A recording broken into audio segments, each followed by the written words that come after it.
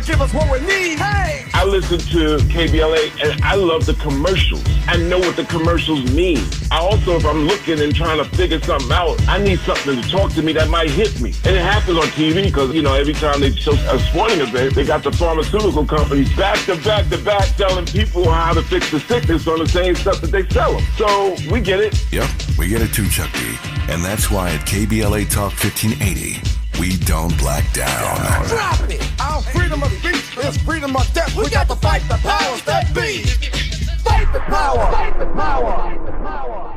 I'm Zoe Williams, the voice of reason. If your relationship is in trouble, I'm the dude to call. Has your soulmate become your cellmate? Does black love still exist? What are your bedroom turnoffs? Fantasies and fetishes. Financial infidelity. I'm dating a fat person. Are they worth the wait? Trust me, this gonna be crazy. How about the heavy stuff? The child wasn't his, and he still had to pay child support. It's a very heated topic. How was that right? Mama's baby, daddy's maybe. I just have so many questions I want to ask you. I just like to kiss it. Is there something wrong with that? Damn. He told me he had a vasectomy. I'm pregnant. Betrayal has been committed. Hit you with the bad pipes routine. How does he maintain his humposity? He likes it when it pinches my neck. Why can't you open up, brother? I'm a karate man. Karate man rules on the inside. They don't show their weaknesses. Yeah. How do you write women so well? Zoe Williams, Reason and accountability. the voice of reason. So I'm going to talk a bit more about the extreme with the narcissist, the co-narcissist. But the point that I want you to understand about codependency was it's two people with shame issues trying to solve their shame problems. And what they do is they try to be there and fix the other person so that that other person will then love them and meet their needs and help fix their shame. So both people are trying to fix the other person in order to try to get their own needs met and to solve their own shame problems and to get the love and respect they've always wanted. So Pause. Can you rewind that? Because he just described a pink widow. Not a black widow, but a pink one. You would think I'm being kind, I'm doing these things, I'm trying to help you, I'm trying to pour into you. But really, I'm pouring into you so you can get better, so you can give back to me, so I can be vindicated and validated. Because it didn't happen to me when I was a kid. And I'm vibrating at the lowest level of consciousness, according to Dr. David R. Hawkins, the shame vibratory level. Wow. Go ahead, play it one more time. So I'm going to talk a bit more about the extreme with the narcissist, the co-narcissist. But the point that I want you to understand about codependency was it's two people with shame issues trying to solve their shame problems. And what they do is they try to be there and fix the other person so that that other person will then love them and meet their needs and help fix their shame. So both people are trying to fix the other person in order to try to get their own needs met and to solve their own shame problems and to get the love and respect they've always wanted. So we, in the first talk, said that codependent relationships are what are called the dance of wounded souls. So it's two wounded people dancing, trying to figure out how to get their needs met, how to manipulate the other person. And so in order for that to work, you need a helper and you need somebody who's needy. Or you need a narcissist. Pause. In the first hour, you heard me tell you, the more healed you are, the less you expect from your partner. He just said it. Two wounded people orbiting each other, trying to find the answer for themselves in each other. The whole relationship is selfish. I'm here for what you can give me. Do you see? Keep going. To work, you need a helper and you need somebody who's needy. Or you need a narcissist or a co-narcissist.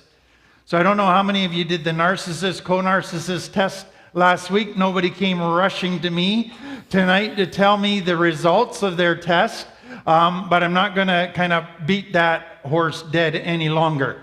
Let me go to the helper or the narcissist role.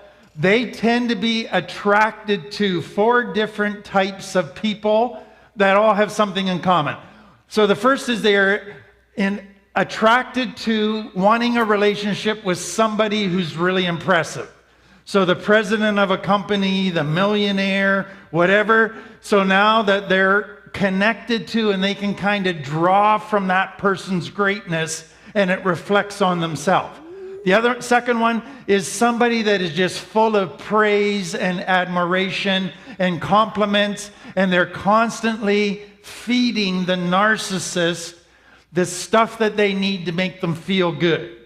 And then the trophy, somebody they can put on their arm that makes them look really good because they're beautiful, because they're just such a wonderful person. They're looking for that person. And then the fourth is somebody who will put up with their crap and not leave them.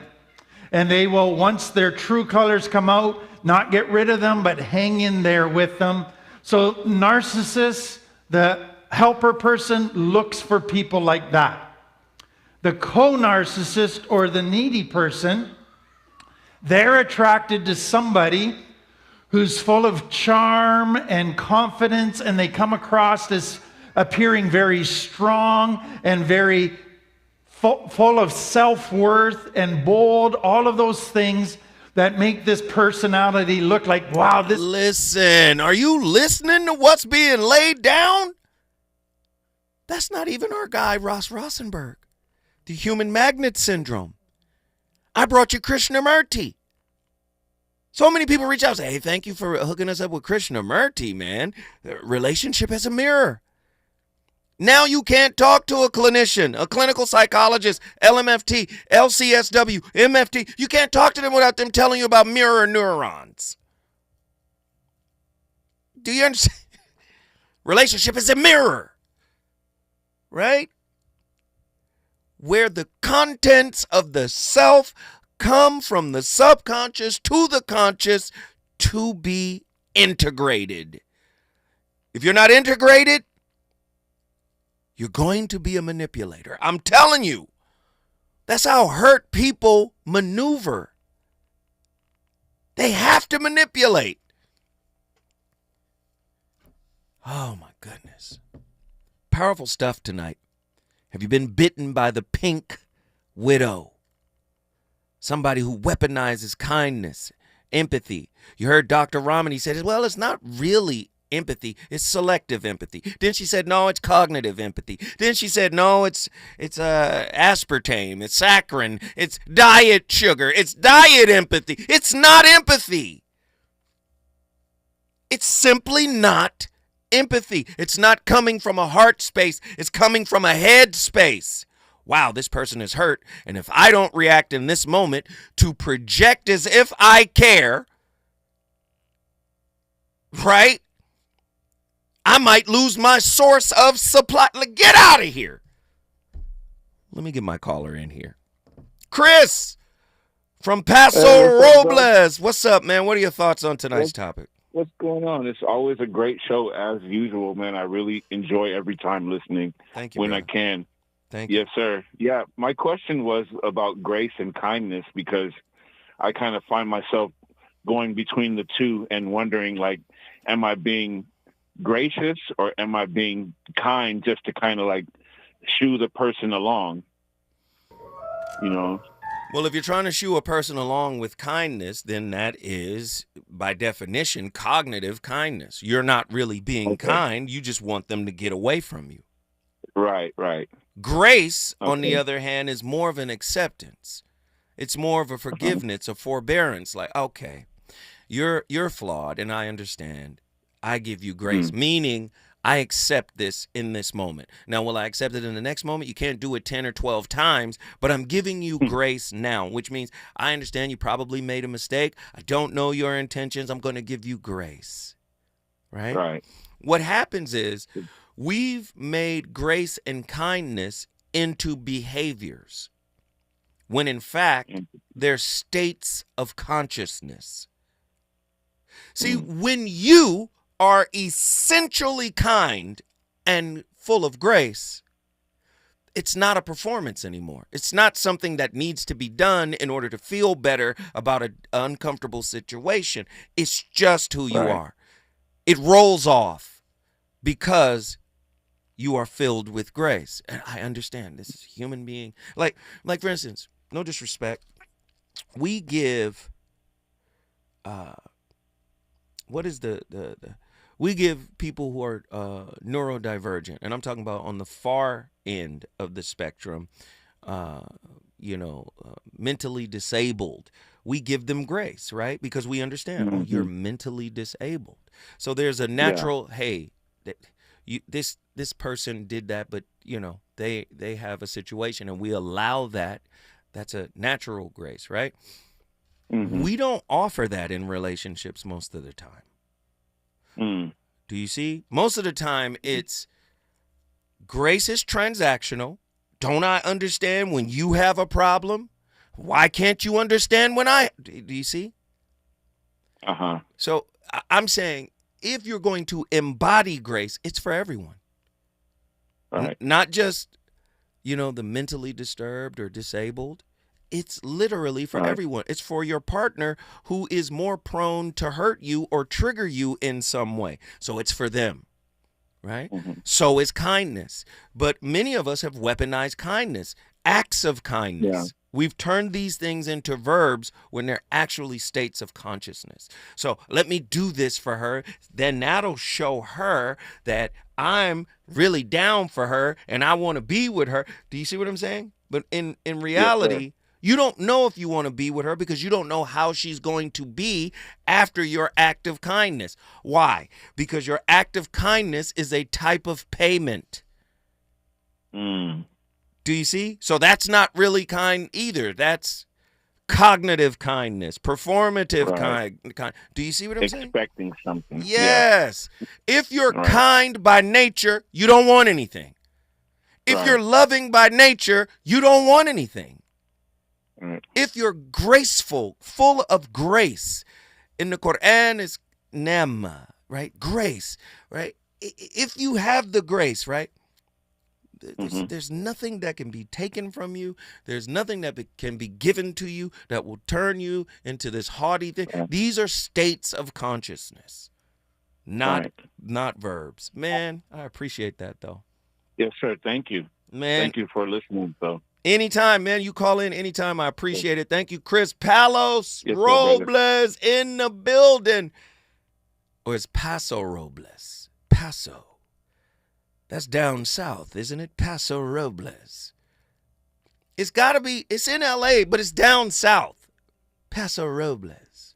It sounds rather affluent. In the Paso Robles neighborhood, where we hand out $100 bills on Halloween. We don't give out candy, we give out money. No, I'm sorry. I digress. Everybody in Paso Robles. Ain't nothing but love. Nothing but love. Listen, we got callers on the line. I want to get them in here. Davy Lee, Arkansas, in the building. What are your thoughts on tonight's topic? Oh, man, this is a great topic because, I'm like that. I ain't going to even lie.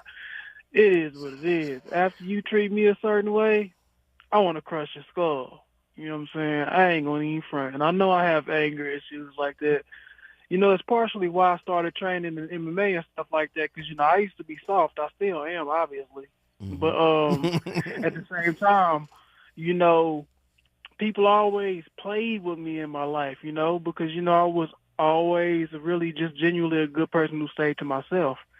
So it just grew me to be callous and kind of like today at 29, kind of cold because, I'm always the security blanket for people. But, when they go down for me, ain't nobody around. So I just kind of like, I had to do what you like always talk about and just accept people for who they are, man.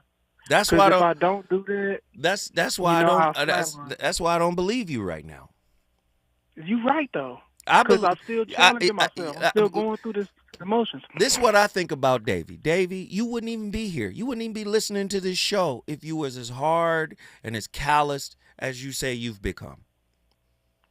That's just your defense mechanism. You think I'm like something like a spider that hang in the hole? And Nah, stuff? I just think you're in a protective mode. Like you said, people play in your face. But guess what? We're human beings play in each other's face.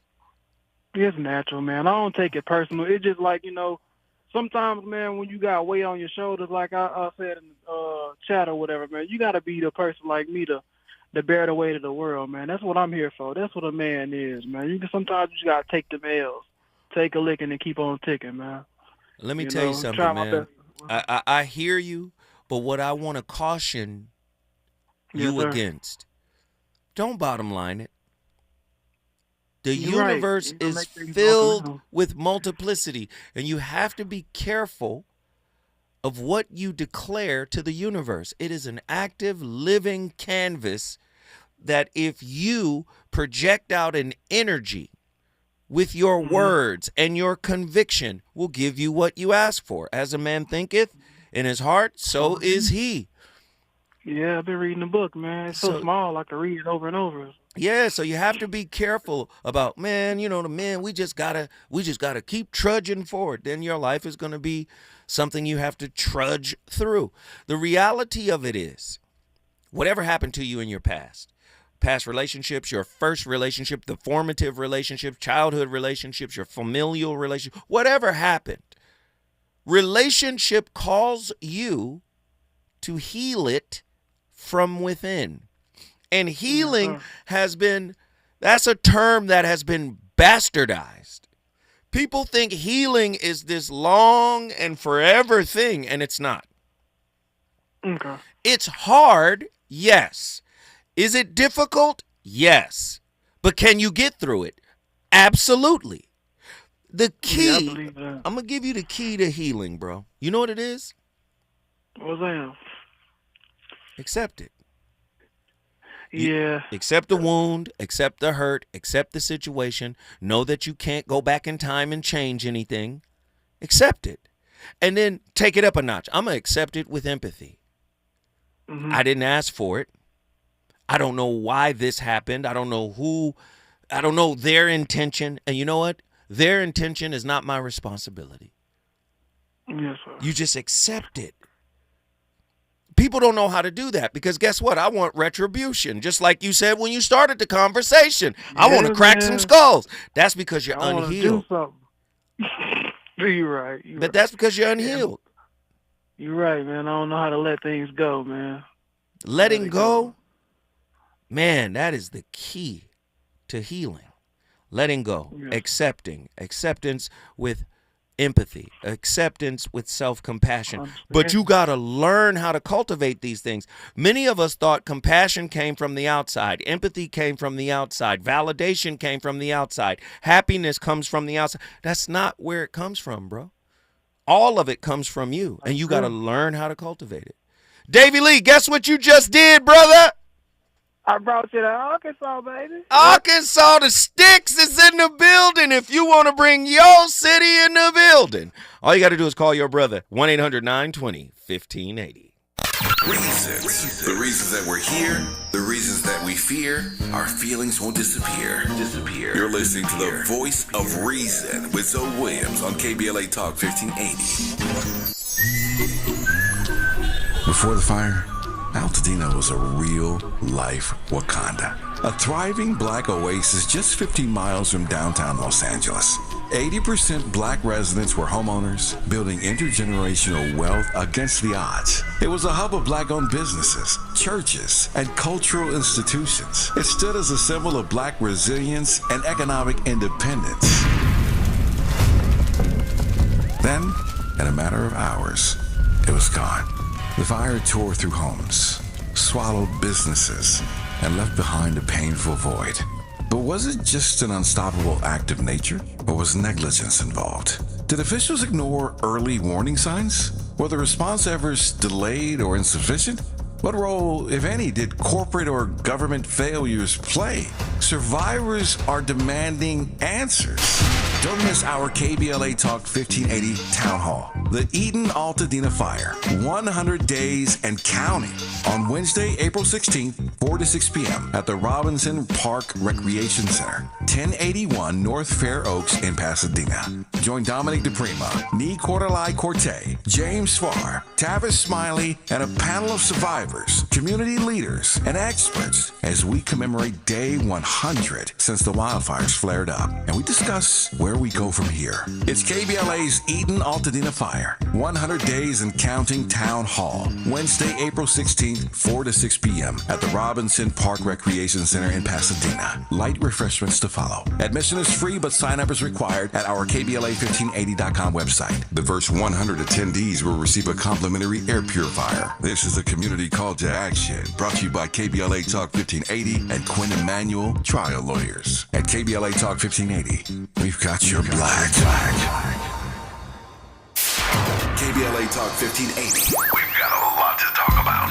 KBLA Talk 1580 reminds you that we keep us safe. Every girl deserves a chance to shine. That's the belief behind Forgiving for Living, Inc. Since 1999, this organization has been empowering at-risk girls ages 13 to 18, helping them overcome behavioral and mental health challenges. Founder Wendy Gladney's personal journey inspired the mission to give girls hope and purpose through the power of forgiveness. Through their ambassador program, workshops, and annual conference, Forgiving for Living has touched over 3,000 young lives, providing mentoring, life skills, training, and tools for building self-esteem and confidence. You can make a difference. Visit forgivingforliving.org to donate, volunteer, become a mentor, or find help for a young girl in need. Forgiving for Living, Inc., building brighter futures for young girls. Visit forgivingforliving.org today. This is a community call to action from KBLA Talk 1580.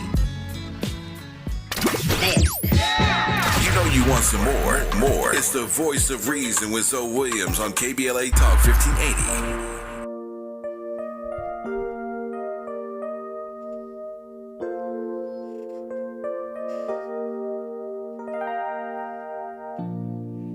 Something that I want to say, but words sometimes get in the way. I just want to show my feelings for you.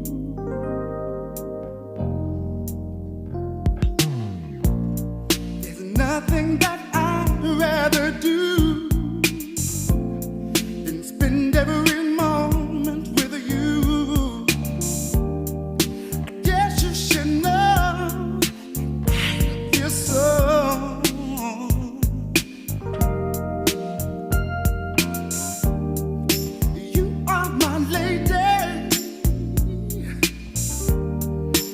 Everything I need and more.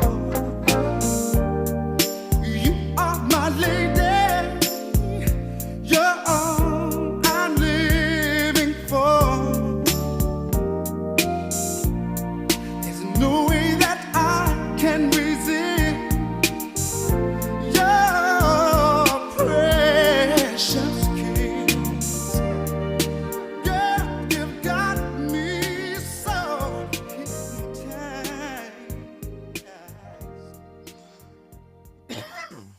Dr. Judy, what is a dismissive avoidant attachment style? So the dismissive avoidant attachment style in the Mary Ainsworth study, they showed very little distress when their primary caregiver left, kind of just kept playing by themselves. And then when the primary caregiver returned, they kind of acknowledged them, but they kind of also didn't run to them really. They just sort of kept doing their own thing. And oftentimes they might even be sort of indiscriminate in terms of their affection towards their primary caregiver versus maybe the stranger that was in the room during this experiment. And as adults, dismissive avoidant types tend to be highly independent. They're highly industrial, meaning that sometimes they're workaholics. And they don't love intense emotion. When somebody shows a lot of intense emotion, whether it's a partner or a friend, they tend to kind of go away from that a little bit. They kind of make an excuse to not get too involved. And generally, they are really comfortable being by themselves, and they tend to invest less in their emotional life and also in deeper attachments with people than the average person. You just explained me. that was a biography of myself. You're like, and that's Kyle. So does that mean my parents likely had this same attachment? Well, it's interesting because as the parents, what they communicate oftentimes when they raise a more dismissive, avoidant child is that you probably shouldn't express your negative emotions. That maybe that's a sign of weakness in some way, that you really shouldn't do it because people might take advantage of you if you express too many of your negative emotions. So they weren't rewarding their children for expressing emotions, especially negative ones. That could be a possibility. When a parent is more authoritarian with more boundaries in between the parent versus a child, especially in terms of their emotional communication, that could lead to a more dismissive, avoidant attachment. Or parents who are highly industrial themselves, parents who are workaholics, they instilled that type of a value in their child. So their child also then prioritizes things like work and productivity over relationships. So it's not heavy stuff. That was a breakdown. And listen, ladies and gentlemen, I'm listening to the videos. As you hear the clip, I hear the clip. And what's interesting about that, what she didn't say, which I find interesting, internally, the dismissive avoidant, the DA, wants intimacy and closeness. They want that. But when it comes, they push it away. They pull back. And they can also feel smothered by someone who wants to pour into them, who wants to love on them. They can feel uncomfortable, smothered even. This is why I say, please hear me when I tell you this, y'all. We play too many games with relationships, myself included. I didn't know all of the stuff that I present to you over the last couple of years. I didn't learn all of this stuff because I was looking for it. I'm telling you, I failed miserably in relationships, and I had to, with every failure, there was a deeper revelation that came out of it.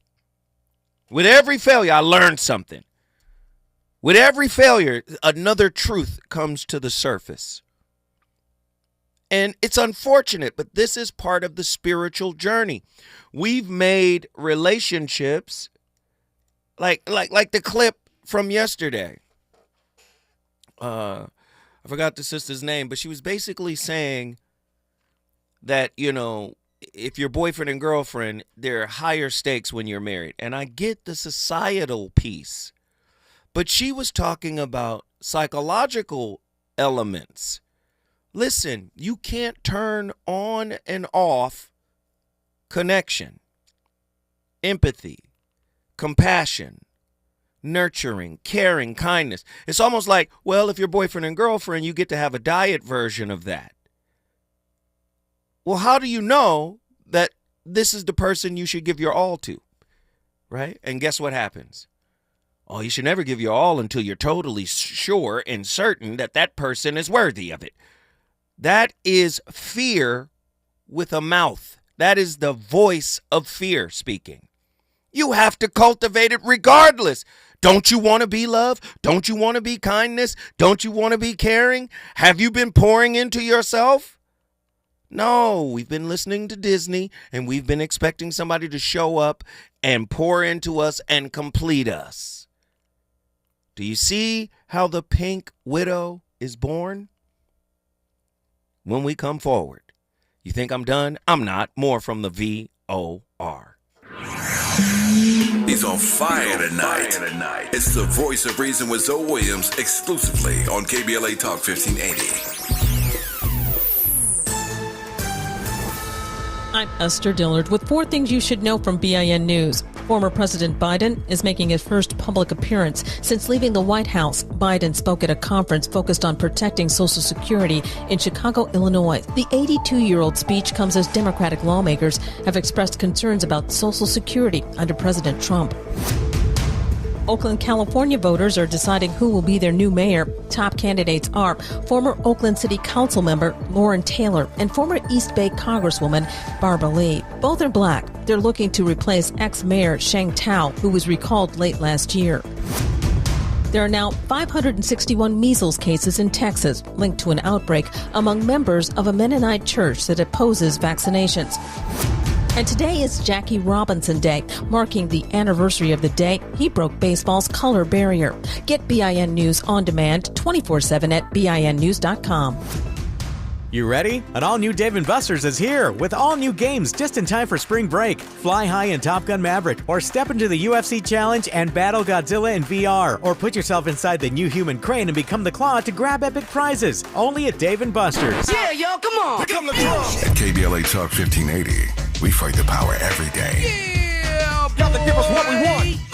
Gotta give us what we need. Hey. I listen to KBLA and I love the commercials. I know what the commercials mean. I also, if I'm looking and trying to figure something out, I need something to talk to me that might hit me. And it happens on TV because, you know, every time they show a sporting event, they got the pharmaceutical companies back to back telling people how to fix the sickness on the same stuff that they sell them. So we get it. Yep, we get it too, Chuck D. And that's why at KBLA Talk 1580, we don't black down. Dropping it. Our freedom of speech is freedom of death. We got to fight the powers that be. Fight the power. Fight the power. When you turn to the Employment Development Department, we'll help you get there. Whether it's support for you and your family while you find a new job, or the resources to focus on your recovery after illness or injury, we can help you move forward. From support while you bond with your newborn, to helping serve your family while your partner serves our country. Your EDD. We'll help you get there. For more information, visit edd.ca.gov. KBLA Talk 1580. We've got a lot to talk about.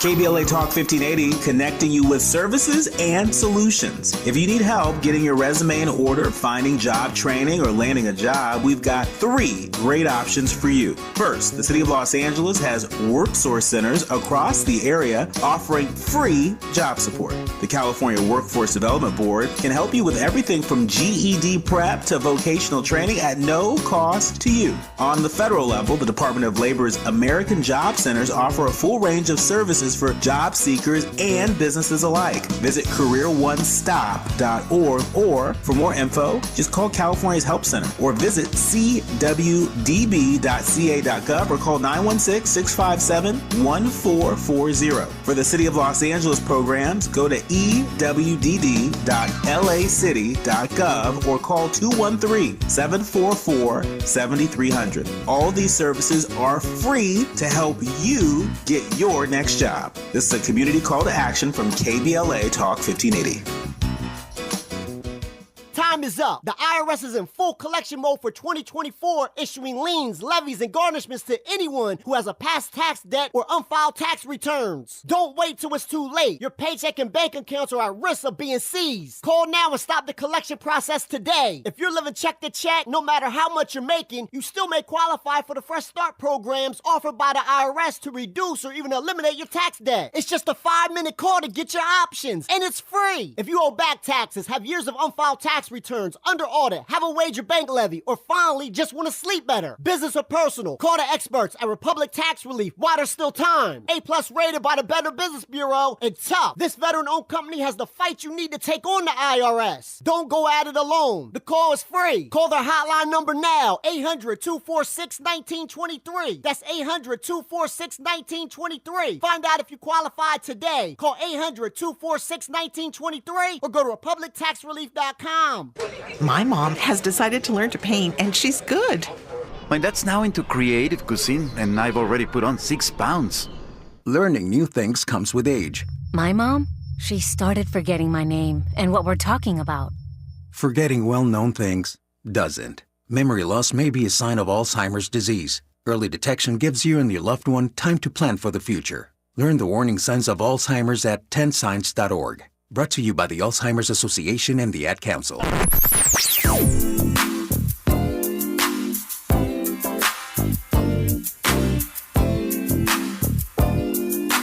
This is KBLA Talk 1580. Talk radio that music to your ears.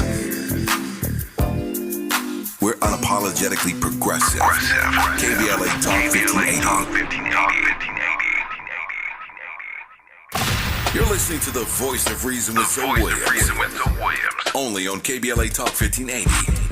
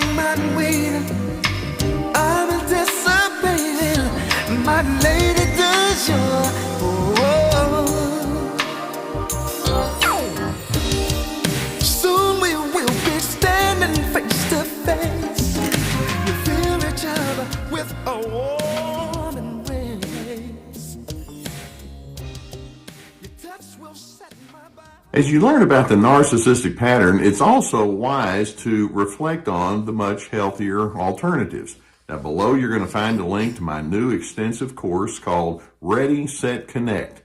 It addresses both the mindset and the skills involved in gratifying relationships, and I hope you'll find it to be quite therapeutic.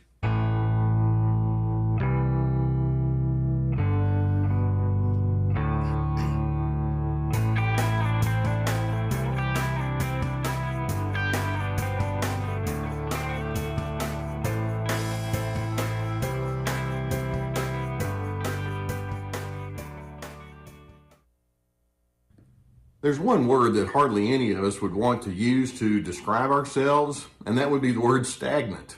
You know, as we age, we hope that we can be in a growth process, that we're evolving and we're learning more and more about who we are and what the world out there is all about. We can become more expansive. We shift into new and more enlightened ways of managing life. And let's hope that that's something that each one of us would aspire to. We have a word for that, and that's called maturation. You know, with narcissists, that word stagnation is not very appealing to them either. But instead of them growing into a healthier direction, they take their characteristics in the opposite direction and they go further and further into their dysfunction. Let's keep in mind that narcissism is indeed a pattern on a spectrum, and you can start out at a certain place on that spectrum, and as the years go by, it can get worse and worse. And one of the biggest problems or concerns that we might have about people of a narcissistic bent is that they can step into the world of sociopathy. And basically, when we're talking about sociopathy, we're talking about a form of narcissism that just goes even further than your run-of-the-mill narcissist.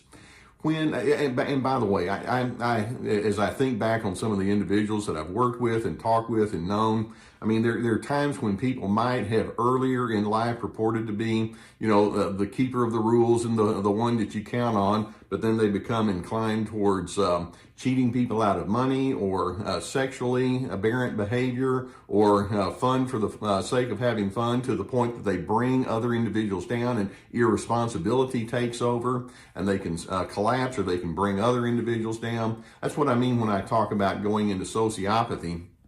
Basically, the sociopathic individual is someone who has that core self-centeredness. They have that willingness to exploit and manipulate. They're entitled, they lack empathy, they want to be in control. But then there are just extra ingredients that are a part of that take it further and further down the spectrum in a very unhealthy way. When you develop sociopathic tendencies, there are multiple indicators that are involved.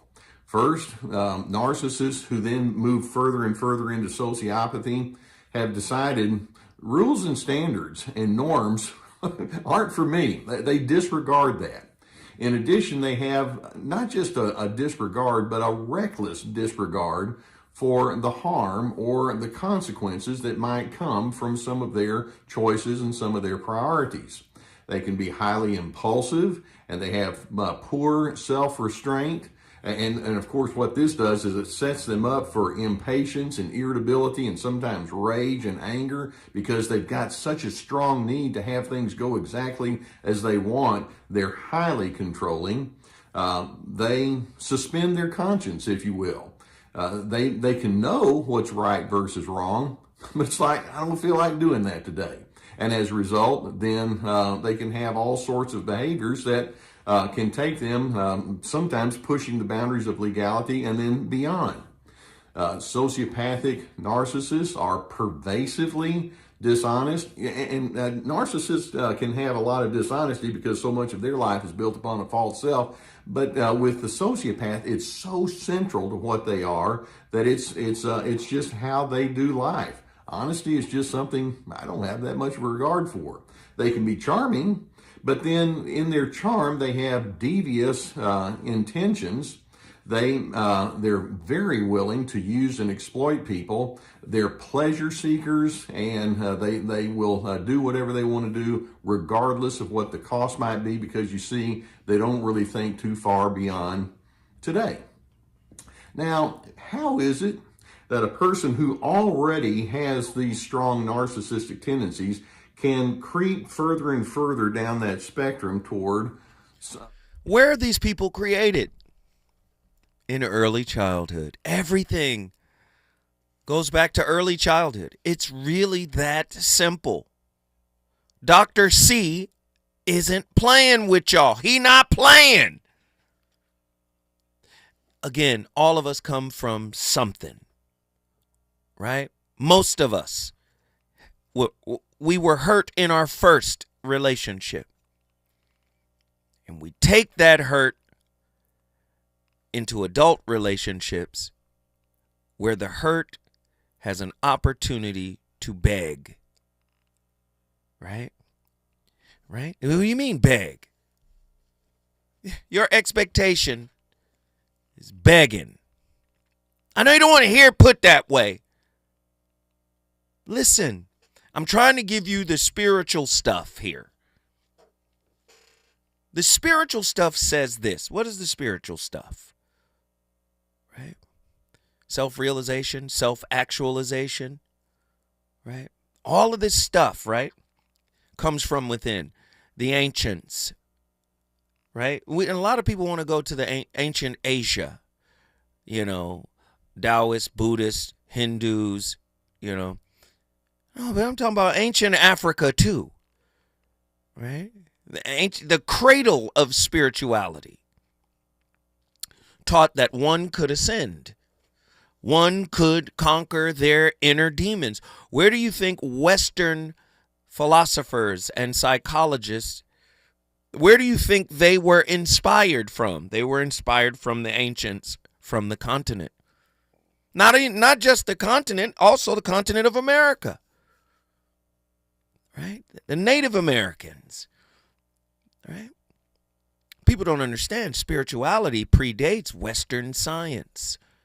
Now, Western science is limited because it uses the scientific method, right? The results have to be replicated. In spirituality, uncertainty is part of the spiritual practice. Sometimes uncertainty, or what is considered a no, is actually a blockage. Well, we would think a blockage is negative. No, not necessarily. Sometimes a blockage is protection. That's how the ancients viewed certain things with regards to spirituality. We've lost spirituality in context of intimate relationships. We think a person is supposed to give us what we want. No, a person is supposed to reveal to us what we need to work on. That's what relationship is actually for. Did you see the clip of Cash Doll wiping her nose with a $20 bill. Do you see? Your whole concept of wealth is off. You don't know what wealth is. Black people are statistically at the bottom, and you're going to wipe your nose with a $20 bill? You want to impress me?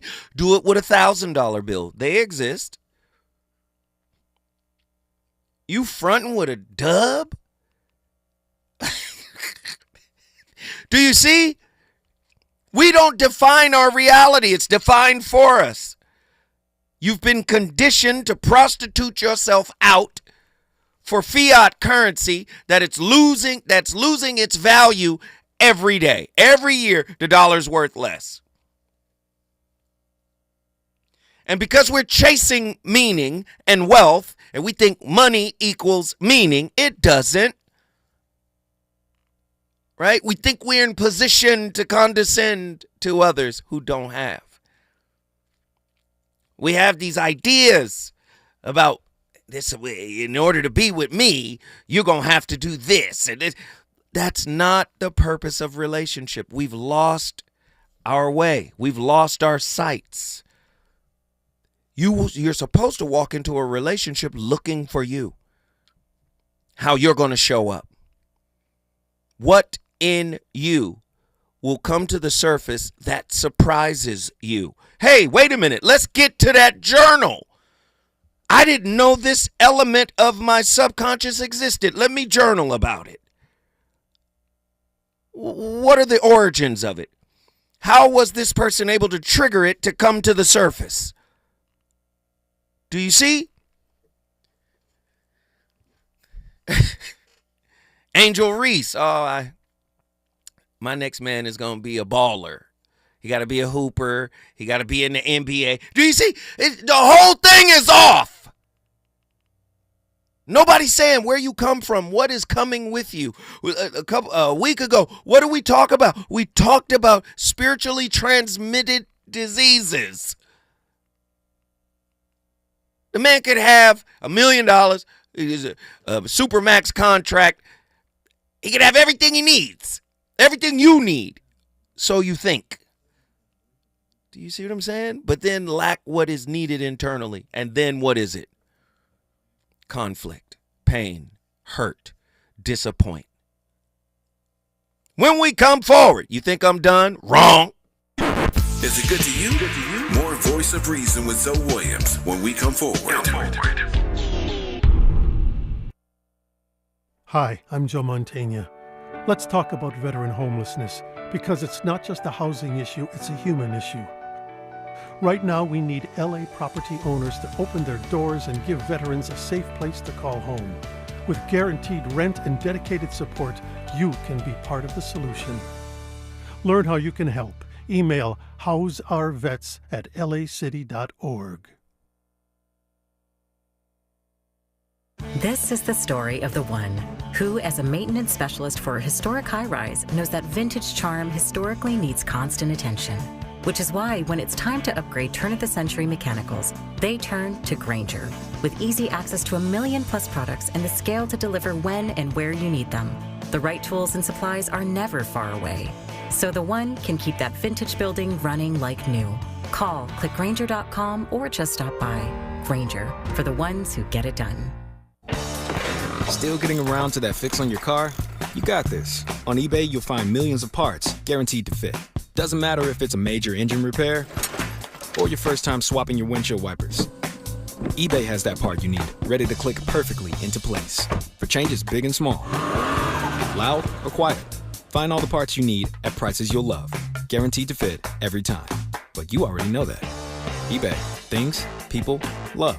Eligible items only. Exclusions apply. KBLA Talk 1580. We've got a lot to talk about. KBLA Talk 1580 reminds you, when we fight, we win. The Youth Justice Coalition is challenging America's addiction to incarceration and discrimination. YJC works to dismantle policies leading to mass incarceration, law enforcement violence, and the school-to-prison pipeline. Their approach? Transformative justice, community intervention, free LA high school, legal defense, and system monitoring. YJC promotes safety without relying on prisons. Their goal? Prevent system contact and help people exit the system through direct action, advocacy, and education. Want to get involved or need help? Call 323-235-4243. That's 323-235-4243. Join YJC in creating change. When we fight, we win. KBLA Talk 1580, your voice for justice. This is a community call to action from KBLA Talk 1580. Hey there, Los Angeles. This is James Lucky Jr., publisher and editor of Los Angeles News Observer. Are you hungry for news that matters to you in the African-American communities of Los Angeles? Well, buckle up, because we got the scoop you've been craving. Stay in the know and never miss a beat with our free weekly publications conveniently available near you. Or hop on the digital wave and become an exclusive subscriber at OGNSC.com. Don't forget to join the party on Instagram and Twitter at OGNSCINC for behind-the-scenes access and sizzling updates. No more FOMO. Let's stay informed, connected, and empowered together. You know you want some more. It's the voice of reason with Zoe Williams on KBLA Talk 1580.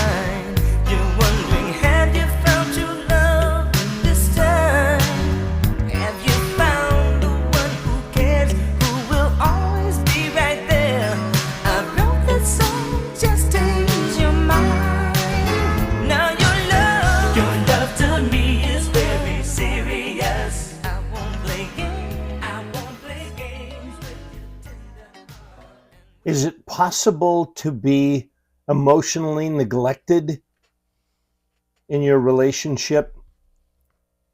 Well, of course it is. Of course it is. And the impact is unbelievable. Hello, I'm Dr. David Hawkins, Director of the Marriage Recovery Center and the Emotional Abuse Institute. And I want to talk to you about emotional neglect, another unspoken form of emotional abuse. That's right. Emotional abuse evidenced by emotional neglect. Neglect. Now, you're going to want to click that subscribe button. You're going to want to share this video with others. I want to give you 5 points that I want you to really, really think about when it comes to the issue of neglect. Now, by the way, let me give you a definition of neglect. Neglect is when you don't receive the kind of attention, affection, love, and care that you would normally expect in this relationship. Now, we think about neglect with children, and we wouldn't imagine intentionally neglecting them, not giving them the care, the love, and attention that they deserve. And yet, if you're in an emotionally abusive relationship, it is quite likely that you're experiencing one or more of these. I'm just showing you and giving examples of how one becomes a pink widow. Very interesting topic tonight. Before I give you my closing thoughts on it, I have to urge you, and this is serious. I want you guys to know that tomorrow, Wednesday, April 16th, is day 100 since the wildfires erupted in Altadena. We're asking you to join us this week for our live, nationally broadcast KBLA Talk 1580 town hall as we commemorate this fateful day. Celebrate the resilience of Altadenians and embrace this beloved black community, my beloved black community. I went to school in Altadena, Audubon. I went to Audubon right there on Altadena Drive. I used to hop the gate. I lived at 665 West Altadena Drive, right down the street from George's Liquor Store. All that's burnt up. All of it. Yeah, man. My beloved black community. We will be giving away air purifiers, $100 gift cards to survivors. So please come join us this Wednesday, 4 to 6 p.m., for our town hall, the Altadena Eat and Fire 100 Days and Counting. This event is absolutely free, but you must register at KBLA1580.com, where you will find all the pertinent details about the town hall. Thank you, thank you, thank you, thank you. Go do it right now. Go do it right now. Here's my final thought. The Pink Widow represents a evolutionary leap in relational predation, a masterclass in weaponizing cognitive empathy, codified through Robert Greene's 48 Laws of Power. Never outshine the master. In the art of seduction, confuse desire and reality. This archetype merges the coquette's strategic allure, David Deida, with covert narcissism's moralized sadism, right? Dr. Romney. Operated under Greene's maxim, the perfect courtier thrives by making others feel brilliant while they quietly drain their power. By fusing pseudo-nutrients with Greene's law, the 12th law, use selective honesty to disarm, and Law 27, play on people's need to believe in something good, the Pink Widow weaponizes kindness as a Trojan horse for energy extraction, for soul extraction. Right? If their primary caregiver never made them feel needed, wanted, valued, they learn to manipulate to make others depend on them, it seems. The coquette's alchemy, from seduction to soul theft. The Pink Widow's foundation lies in Greene's seduction archetypes, particularly the siren, overwhelmed with sensuality. Is that not OnlyFans? Is that not Instagram? Is that not TikTok? Right? Snapchat, overwhelmed with sensuality. Everybody's sitting on their sink for some reason, aggrandizing their hind parts. And the charmer mirrors desires to disarm. I'm going to charm you to disarm you. Like the coquette, she employs strategic vulnerability. Law 34, be royal in your own fashion. Act like a sovereign to frame her manipulation as intimacy. Her cognitive nurturing mimics Greene's Law 43. Work on hearts and minds using affirmations like, I only push you because I see your potential, to pathologize dissent as ingratitude. It's firework tonight. We just getting started. I started the conversation. It's really up to you to finish it. I'm the voice of reason. I'll be back here tomorrow with another slapper. Don't get it twisted. VOR. I'm out.